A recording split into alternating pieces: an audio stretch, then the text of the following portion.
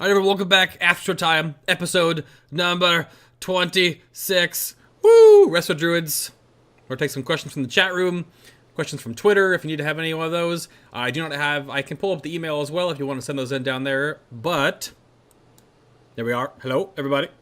Oh, first of Hey. all, Faye, hey, What? I don't remember. Did you say anything about the time change for next week? I put it in chat, and it's on both Facebook and Twitter, so... Good. Okay, I wasn't sure because people had asked about it. Chat was talking about the Super Bowl, and I was like, no, Yeah. don't worry, you can do both. You can do both. You can watch Final Boss and then go watch the Super Bowl. Yeah, we're at 'Cause 2... I also have plans. Let's be honest. 2 p.m. Eastern next week, 2 hours earlier. And since it's Yes. a one-person show, it'll probably be a tighter knit. Like, we'll do a 90, and then we'll just come back for the after show right afterwards. Just talk a little bit to Elvine, like, candidly. But then, yeah, Yep. we should have everyone out of here by, like, 4:30. Yep, and then everybody can go to their respective Super Bowl parties, so it'll Yep. be just fine. Yep. I know my raid leader said that we were more likely to have raid on a Christmas than on Super Bowl Sunday. It was the biggest holiday of the year, I don't expect our viewers to give up on what plans that they have. No, for, not at all. Not at all. Anyway, so for one of the questions that we kept on getting in chat throughout the show, that was touched on a little bit, but perhaps not in detail, was how y'all think you stack up against other healing classes right now in Siege. And I know it's kind of a question that can have a lot of different answers. So do you think it's a meaningful question? How do you feel you stack up? Do you feel weak? Oh, it's a weighted question, that's Mostly for sure. for you. It is. Yeah. It is a weighted question. I know Yeah. it's something that people. It gives you an opportunity to rant a little bit if you want to. So I'm going to be a little political. I mean, the easiest solution is to go on a long rant about how much I hate being with absorb healers, and I hate feeling frustrated and not looking good. But at the same time, the way I look at it, and hopefully for 6.0, things will get addressed. I'm not worried. Our numbers will come in. I like the way we heal. But if you're asking how we are, I do think we're kind of on the lower end. I do think that if guilds are going to cherry pick the healers they're taking for fights, more likely you're probably going to see paladins, shamans, and priests. But that's not to say that I don't get brought in. I mean, I just on merit, I'll be there. But I think it does become a little difficult. This is assuming equal skill kind of across the board. I don't actually have too much to add on a personal note, because when you're raiding in 10 player, you don't worry about it as much. And it just because of the group of friends I'm playing with, the most common setup I'm raiding with is double druid.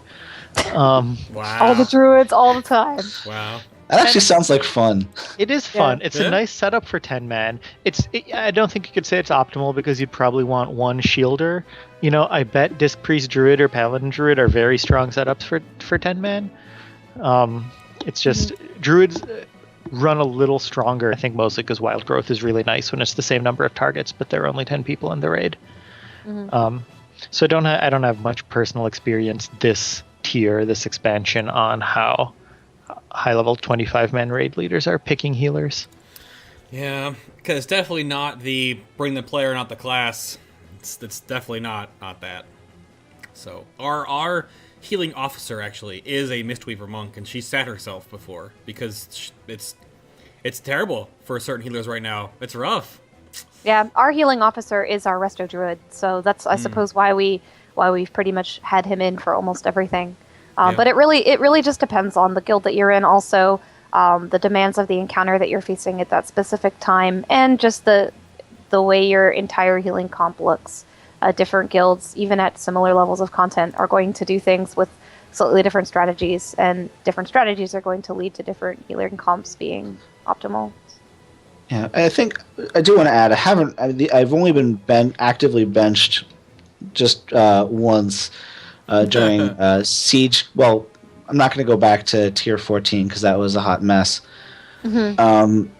But I think it was Siege Crafter, and that's just because DPS. That when they were getting the strat down, DPS was what we were getting out was a little all over the place, and they opted for.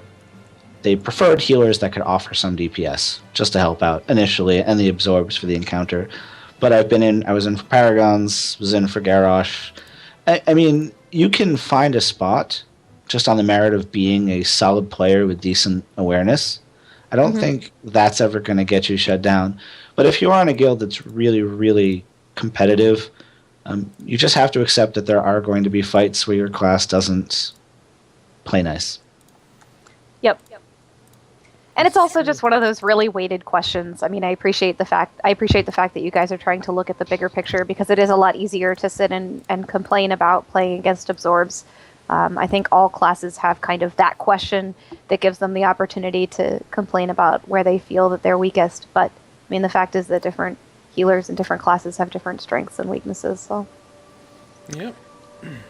Do you think I mean, just as a follow-up to that, I know that you've talked about what you want to see changed for 6.0. I suppose since both of you guys are very clued in to the way that healing design is going, what do you think will be changed for 6.0? What are your predictions? What do you think looks realistic as far as changes for warlords go?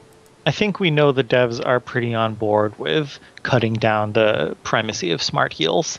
Yeah. And we even know one concrete thing from BlizzCon. We know that smart heals, at least what they're testing, is they'll no longer always heal the lowest HP target. It'll be something a little more random than that.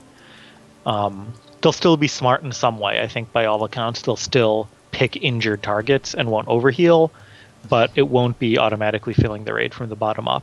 So that's a systemic change that's meant to make smart heals not completely supplant the need to actually heal low HP targets. That's probably the best thing. Interesting, yeah. A lot of the... Oh, go ahead. Oh, and I was going to say, I don't think we've heard much in detail about this off-spec cooldown issue, but more and more people have been on board with giving feedback on that and saying that we don't think a raid should have 20 healer strength raid cooldowns it at all times. Mm-hmm. Yep. Yeah, they've referenced the raid CD arms race in enough disparaging comments that I believe they're trying to cut it down. And I have to imagine that some of it has to do with the fact that I think a lot of this class homogenization has come from the fact that they want to make sure that 10s were not without tools for fights. And so the fact that they don't have to design encounters for 10s anymore, and that they're just going to design for one raid size, it may allow them to move back a little bit from this give lots of tools to everybody sort of utility arms race. I hate when we're writing out the notes for every show that we always have all of these utility bullet points, and then it's like, well, I only have 6 utility bullet points and the paladins have 9, so I feel like my class has no utility. And it's just every time I see this word utility, it just makes me wince. It could be an arms race of sorts, Yeah, it is. But I think that the change to raid design is going to do a lot to resolve that, and I wouldn't be surprised to see most of those raid CDs come off of non-healing and non-tank classes. I always blame 10-mans for that, going back to Cataclysm. I mean, it applies to stuff about raid buffs in general, like why did we homogenize buff categories so much? That had other benefits. It's not so complicated now. There are 8 buffs. It's a bit cleaner, but they had to do away with the idea that classes could have unique things, more or less, when 10-man heroics was supposed to be the real deal. Now, for the first time in 2 expansions, there's no 10 heroic. So there's no longer a problem if one class brings a unique benefit in the form of a buff or a unique piece of utility or a boss mechanic designed for them. And I always thought that was interesting, with symbiosis being a bit of a penalty for druids and 10-mans if your guild if your raiding group was missing a class that you particularly wanted. If you were a 10-man without a shaman, that's probably was pretty tough. If you were, we can think back to Tier 15. If you were a 10-man without a monk, a Mistweaver monk on Horadon, good luck. That was rough. So there. Horadon was a good example because you needed to symbiosis to get cleanse, or else you only had one cleanser in your raid. Yep. Or you didn't have revival in the first place if you didn't have a Mistweaver. So we did all of Horadon without revival. I cleansed on cooldown. Well, for 25 man, it's fine. Yeah. I actually symbiosis the paladin so I could have 2 cleanses. Wow. So when the poison came out, I was using mine and then purifier cleanse, whatever it is, the paladin one. So I have some email questions that came in. This is a long one, so I'm gonna read you one and then we'll go to the second one. This is from Karabeist from Silvermoon EU. The first part of the question is that My main spec is Disc Priest with Shadow off spec. Currently rating 10-man heroic. And it's the third healer for certain fights, so he does like the third wheel stuff, Iron Juggernaut or whatever. So the question is wondering whether anyone can tell what absorbs get consumed first. Because since they heal alongside a Resto Druid and Holy Pally, it seems as though the Holy Pally's Mastery Absorb gets consumed first before the Discipline Priest shields. Do you guys know how those are? This is more a priest question. I'm thinking back to the dabbling in priest theory craft I've done. I think the smaller shield gets consumed first. And since the illuminated heal stack on someone is usually smaller than a PWS, then I think that's what should go first. Yep. It's interesting. I didn't know that. Yeah. I don't know if it was first in, first out, or whether it was by size. Yeah, I don't know, because his follow-up question to that was how do absorbs work on Malkarok?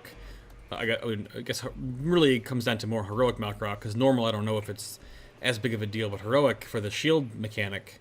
The healing mechanic is the same on normal and heroic. Yeah, so... And I don't remember what shields do on Malkarok. I mean, normally a shield on someone cast by any player is going to be smaller than their Ancient Barrier, which is their whole HP pool. Yeah. But I don't know if the priority works the same way. I would guess yes. In fact, I would hope it was designed so that the player cast shield gets absorbed first always. Yeah. But I've never verified it healing with 2 druids.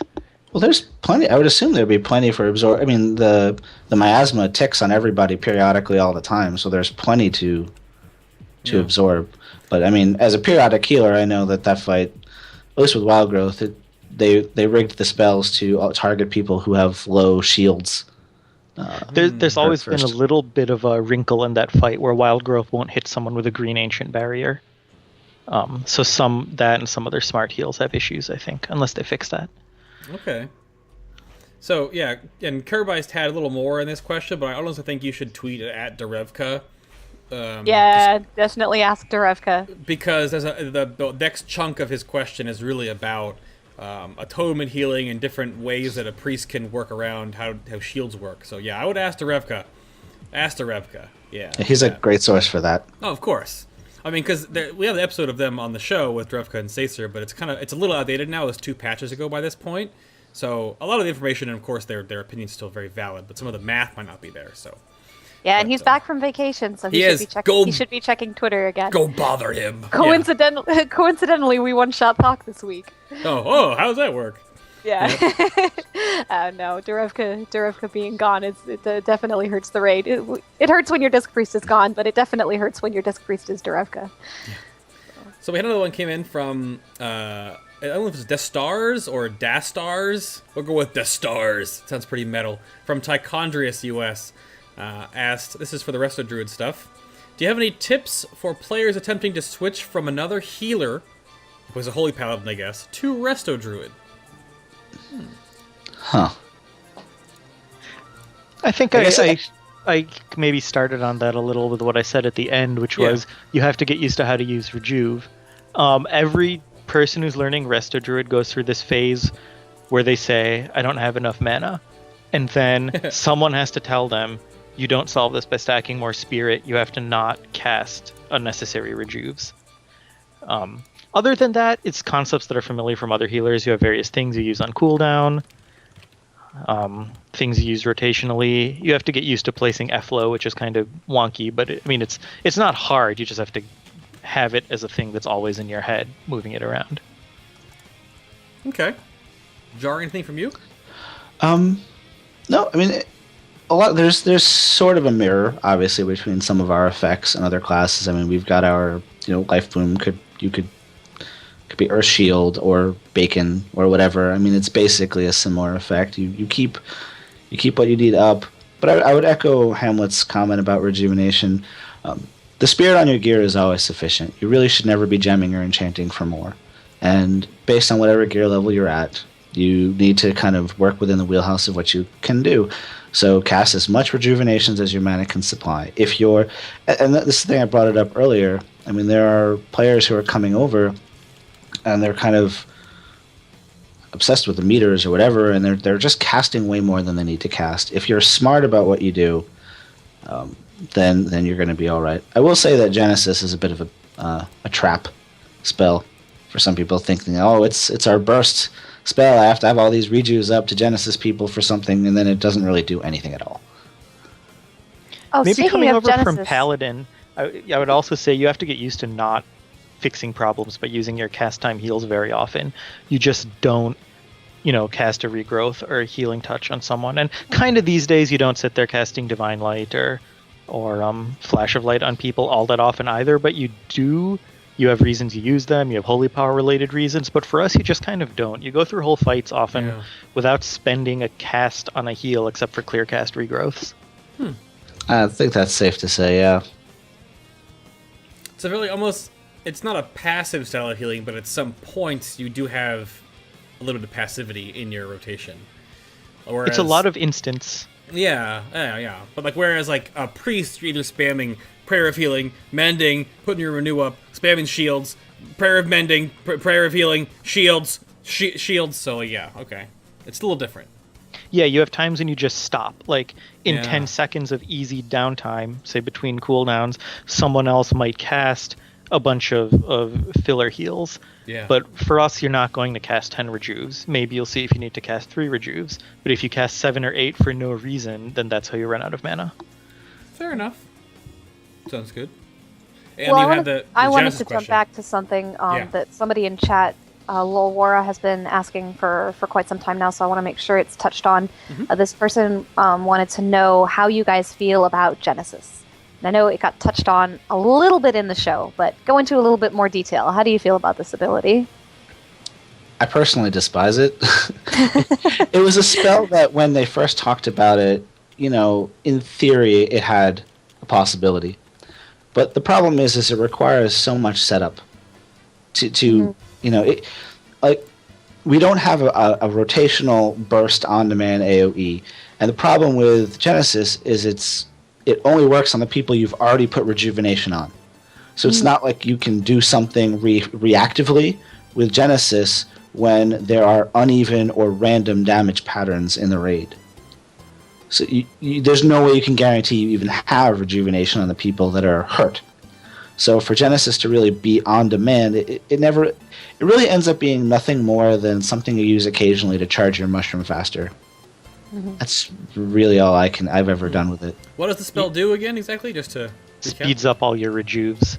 So you cast it, it's an instant, and all your rejuves in the raid will suddenly tick out in the next second or two. How long is the cooldown on it? None. There's no It just cooldown. costs mana. Oh, it just costs But mana. those rejuves will then be gone, so then you have to reapply them before there would be any point in using it again. The issue, to follow up on what Jar said, I was looking forward to it a lot when 5.4 was on PTR. It came out with the spell, I thought it looked cool. And then I think other people did too, and it's hard to say why it went live, and it kind of people started to realize they weren't using it. And part of it's that the movable mushroom came in 5.4 also, and that just wound up being both a more effective and more fun and easier to use way of dealing with healing up a group after spike damage. Yep.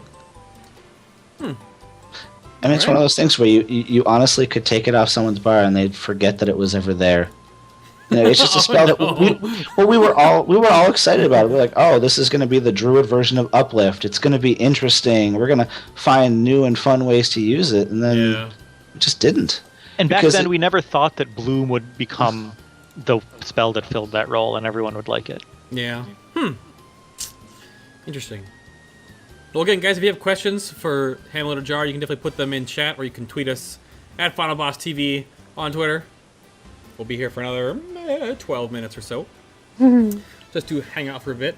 Approximately 12 minutes. Approximately 12 minutes. Not Just 11, not 13. No, 12. Exactly. While we wait for questions, something that's not a big deal that we never talked about on the show is trinkets. Ooh, well, yeah, go ahead. Yeah, go for it. I was just going to ask, because you raid 25, so is it just amp and cleave all the time? Yeah. There are some fights that cleave trinket can be 16% of my healing done, and that's just filthy. It is. Yeah, It really. It's just there's nothing more you could say. That trinket is amazing, and the amp trinket just kind of speaks for itself. Yeah, I just felt like throwing it out there because I think that since there's not a big central repository of Druid discussion, the word never spread, and since the trinket was so weird, people didn't intuitively think it was overpowered. I mean, people who look at numbers thought it was overpowered as soon as they saw it on PTR, I think. But yeah, the trinket's completely bananas in 25 man for all healers. That's kind of a general healer point. It's just bananas. Yeah. Well, I've got a question from chat. They are asking, is there a good number of targets to have rejuve on? Is that even a meaningful question? I don't know much about Druid healing. I don't think I usually think about how many targets I have it on. When things are slow, it might not be on many people because I haven't cast on much of anyone besides the tank or someone I just swift mended. Yeah. When there's a lot going on, you will cast a bunch of rejuves in a row during a period of high damage, but it's not like we have a mechanic like Uplift that makes you think about how many targets you happen to have at any moment. It's more, is it on the person that I want to swift mend? I see. I guess the one thing that I was gonna... Oh, Jar, go ahead. No, I was going to say there's really never the right number of people to have rejuvenation on. I think the right answer is always as many as you need it to be. I guess, that's fair. Yeah, the one point I think I have that with that is that balanced druids have shooting stars, which is the procs based off your moonfire ticks to give you instacast star surges. Now you guys have with your set bonus, you have something similar where your rejuve ticks give you basically your maelstrom weapon stacks to fire off instant clean touches. So I guess, is there math behind that to a diminishing return of how many ticks actually matter, do you know? Or is it just like... Is it RPPM? So it doesn't. If you have one, you can have one it's or seven. It's a constant percent. Okay. Yeah. It's just a fixed percent on every tick. Theoretically, the more rejuves you have out there, the more The better. Sage Mender procs you're going to get. But It's just not a big deal the way that Star Surge is for that okay. spec. No. And then, of course, you can only have, if I'm just doing the rough math in my head, you can only have 9 rejuves out at once before the first one falls off, right? What's a 1 second GCD? You can have So 11. you can It's have 11. 1 second, Okay. it's 12 seconds long. But you're also going to be using a wild growth in every period, usually a swift mend. Okay. So that makes more sense. I've got another question for you guys. I guess I don't really see any coming in on chat, Nope. and we didn't really go into a whole lot of y'all's history in the game besides a bit about just a bit of an overview of your history. I wanted to know what got y'all into healing specifically, and whether you had done anything that was not healing and then decided that you liked healing best, or is it just that you've healed because that's what your guild needs and that's where you feel like you're needed? Why do you heal? Let's start with Hamlet. I did start playing a mage in vanilla. I was an alliance mage. I ran a guild, did that whole thing for about 2 years. Then I took a break from the game. That was when I started law school. And then when I came back, all of my friends were from the forums, from the EJ forums, were collecting on Mal'Ganis Horde. And so I had to roll a new character because transfers didn't exist then. It's the only time I've ever switched mains.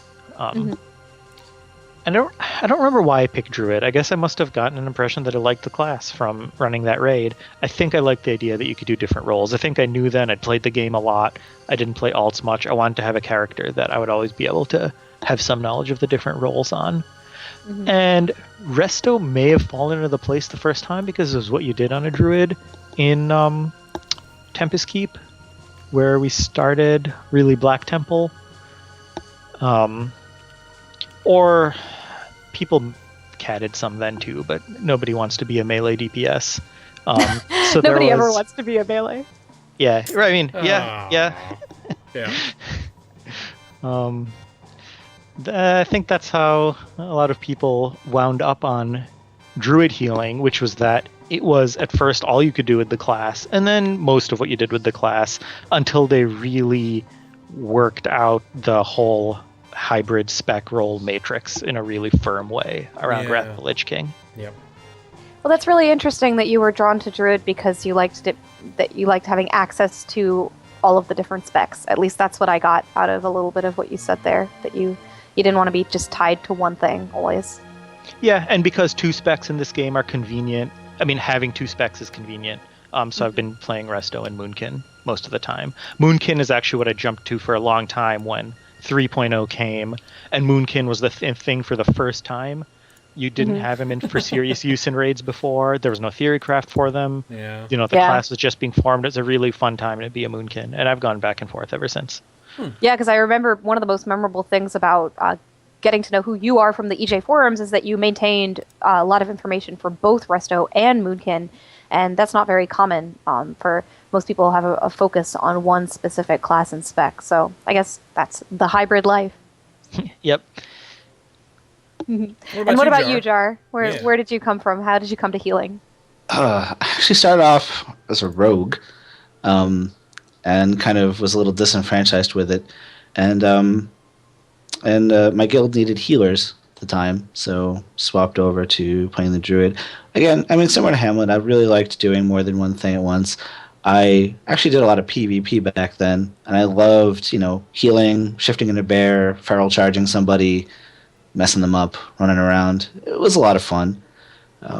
But I think predominantly I stuck balance and resto for the most part. There was that period, I think it was at the end of BC when they were like really starting to tweak balance DPS, and then it was the patch that nerfed all the bosses' HP. Balance DPS was absolutely ludicrous, and I was out DPSing everybody in the guild, and they were getting furious. But yeah, I've kind of been sticking with that kind of ever since. I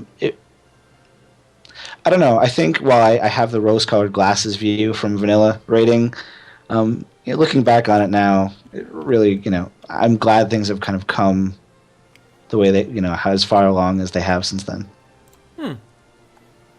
Well, that's good. I guess what I get out of that is that it seems like a big success of the druid class that both of you guys mentioned, having access to different specs, shifting.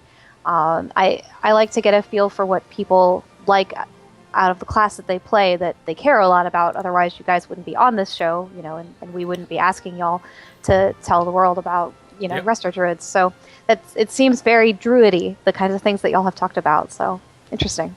Also, the original question was how do we get into healing? So I guess so. But that's such a good answer, though. It's such a good answer. I should also say I just kind of at some point I decided I really liked healing, and so in Mists I started being more about druids and other healers, even more than Resto and Moonkin. I just kind of, it's a different role in raids. I like being about solving the problem of healing an encounter rather than being about competing on a DPS meter. I would agree. I think my primary alts in every expansion have always been healers as well. Yeah, I mean, I started with Druid, my first class, and I think that was a big point too, is I could do whatever I wanted. There was 3 different things. Now you guys have 4, making me do 4 classes on 4 episodes on one class. Gosh, so much work, but it is.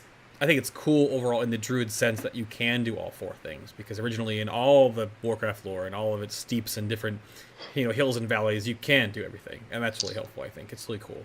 Tanking in Vanilla was fun though. that Maul growl spam. Hey, I tanked all of Blackwing Lair, and I tanked some of. My guild was humoring me at the time, really. But nothing was more fun than tanking Nefarian and having the class call turning me into a cat and having all of the healers go crazy. Yeah. We had a druid who was like that too. He was super into tanking even when it wasn't totally designed for it, and I would find encounters where I could humor him and we could tank without any problems. Had him tank Chromagus once. That's how a lot of paladins got started a long time ago. Before paladins had like their niche, I've known at least one paladin who really, really wanted to tank back before paladins could really do it. And so sometimes their raid leader would just be like, "Okay, I guess we'll find an encounter where you can like kind of tank." So some people are just really attached to their class. That was before you had the reverse taunt in 2.0, which was the first nod to paladins actually being able to really tank. That reverse taunt. Yeah. That was so interesting. God, I miss that. I miss taunting off grid. It's just one of those flavorful things that we've lost. Yep. Indeed. Well, I've got a bit of a complicated question here from Before Deaths in chat, and I'm going to read it off, and forgive me if I say any of it wrong. In tier 15, he says, I was very much regrowth with its glyph for high tank damage. Do you think that the tier 16 healing touch bonus with rejuve pushes druids to the higher haste for more rejuves because of this? And is there a general move to healing touch away from regrowths? We don't use either very often, right? You use them when you clear cast. And so the first thing I did this expansion was challenge modes, where you use regrowth a lot and you glyph regrowth. And so I kind of preferred regrowth for clear casts. The other time you use both of them is NS. If you have regrowth glyphed, I slightly prefer regrowth, but it's very close. But like, this is kind of why both of us said both spells don't need to exist. They're very similar. Most of the time you're only using them in situations like clear casts or NS, not making some sort of trade-off of mana versus cast time or anything like that anyway. High haste does give you a few procs, so it means that, again, in this situation where you can only use healing touch, you use healing touch and you get to use that more often. But there's not much of a dynamic of you use your direct single target heals as fillers, and you care whether you're deciding between regrowth or healing touch very often. Interesting. Anything to add, Jar? He kind of covered it. I think the way we work right now, you're honestly sometimes better off just sitting there rather than starting to throw out a cast time heal. And it's funny because Blizzard has said that they like that for DPS classes. They don't want every DPS class to be GCD locked, but I don't know if it feels the same for a healing class. I'm not sure, as an external observer, that what you're describing sounds like fun. Healers were supposed to have an auto attack heal in the kata system. They created the Holy Light heal, lesser healing wave thing, so they threw Nourish onto Druids. But not only do Druids not need that because Rejuve has already been the workhorse of the class, but Nourish has always just been a really weak spell. So just the double whammy. There's no reason to use it. And so Druids have never had that auto attack behavior, something you use every GCD. And on challenging fights, we are absolutely GCD locked. During high damage phases, there's probably not a moment you're not casting. It's usually downtime where you probably have time to spare. I guess I see him in the chat.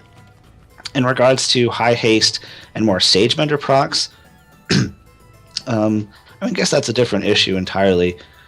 One of the reasons why I do want to have that set bonus kind of mainstream, kind of built into the class, is that it would add some type of an interesting synergy or dynamic with Rejuve that right now really doesn't exist. Yeah, we talked about a whole lot of that, how you guys seem to have so many kits, tools in your kit, but not a lot of them really synergize very well. Like you have your Swiftmen stuff with Efflow, and then your mushrooms with your overhealing, but after all this talk about how much blank healing you guys do, it almost felt like, now that I've come full circle, that the overhealing band-aid onto Wild Mushroom is like that. It's just literally a band-aid because you guys overheal so much, let's give them something to do with it. Which is synergizing, but... I think it worked out better than people expected. I think that was the initial reaction to it. And I think people generally like it now. The fact is you do overheal a lot with Rejuve, and so now you feel like it's both subjective. You feel like you're getting something good, and Wild Mushroom is actually just a nice spell. Fair enough. It looked kind of cool too. That's half of the game, right? You gotta look cool doing it, and spells gotta look cool. So you guys can remember back to your Hurricane graphic before it changed, huh? That was awesome. And when it was a 31-point talent. Heck yeah! Oh my god, 31-point balance. Guy was a vanilla druid. Yep. So anything else crazy going on in chat? Yeah, real quick. I got a question for you guys. It was actually on the notes, and I meant to ask it, and then we moved along, and I forgot. And Jergrady asks it now. What are your favorite healers to heal with? And this is going to be a different question in 25s than it will be in 10s. In 10s, it's very much a pairing kind of deal. Yeah. And I know you touched on it a bit earlier, but go ahead and let us know again. I think the honest answer is good ones. No, I mean, that's a real answer. Yeah. No, it is. Yeah. You need absorb healers. And I'm not going to make the statement that as much as I may or may not complain, and I may have talk with our Mistweaver monk and lament about where things are going from here to there. In general, you're going to have absorb healers. That's a given in 25 man. You just want to be with good ones. That's all it really comes down to. I see. Fair enough. I think that's a good answer. Yeah, I don't think there's too much of a thing where we work better or worse with other healers. You like having one shielder in the raid is the one I said before, but I'm doing heroics now with double druid. You still have strong tools. Cool. Fair enough. Excellent. That really comes down to a lot of it too. We were talking earlier about how the bring the player out of the class thing isn't especially true, but if you have a healing core of 5 or 6 healers, like how Anna was talking about earlier with what you guys do with Something Wicked, you don't need to really change out those healers. And no matter what they play, they're strong on those healers. Yep. Unless you get to the top 3 or 4 guilds in the regions, you're not caring about bringing, well, we want 2 priests, 1 of this, 2 of those, and 1 of that. But we can cut that for this fight, and we can break 3 of these and 2 of those and 1 of that. Like, you don't do that. Like, 90% of guilds don't do that. I'm pretty sure every single one of the healers in my guild, thinking about it, has multiple other healing alts. They just play their favorite. They just play their favorite class. Fair in enough. fact, I'm trying to think if any of our healers doesn't have at least 2 other healing alts, and I'm pretty sure that they all do. So, here's a question out of chat. Have you found yourself DPSing at all during encounters? This is from It's Jive. Do you find time to DPS in encounters? Not often. I did on Garrosh some. Mm-hmm. That much I do remember. Yeah. Yeah, not that much. I when the expansion started, I really thought Heart of the Wild was a neat talent, and I always found times to use it. And it was fun, but it wasn't a huge help to the raid. It was kind of a small help to DPS for only a few seconds. And nowadays, when I use Nature's Vigil, I'm never taking time to DPS while I'm healing. The only times, like, sometimes I guess you can Heart of the Wild DPS sometimes, but like such a good cooldown to save for not DPSing. And you guys don't use that Dream of Scenario silliness, so We don't Yeah, speak it's about just that. it wouldn't be enough DPS. It wouldn't be like having another DPSer in the raid or anything like that. the only 2 healers that can really DPS and heal is just gonna be Mistweavers and Disc Priest, because it's just part of their kit and it's a lot stronger for them. The other 3 of you guys can just do what you do best. So I think that's going to be about it, really. That was a good chunk of stuff. Again, next week, real quick, just to go again, we're having Elvine, I can't think right now, the gold-making mage, Elvine the gold-making mage, and we're going to be 2 hours earlier, so it'll be at 2 p.m. EST next week, just because we don't want to compete with the Super Bowl too much. You can watch us. We'll be out of here by a little after 4 o'clock, and we'll be good to go.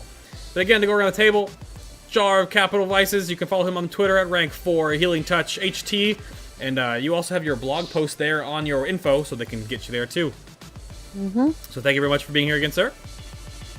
Oh, it's great to be here again. I couldn't thank you enough. You're very welcome. As well, Hamlet on the Twitter at HamletEJ.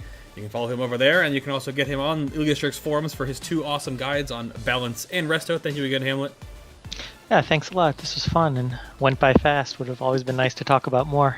I know. Well, that's the thing, is you got to keep it to a certain degree of control here. Otherwise, we would talk for like 12 hours.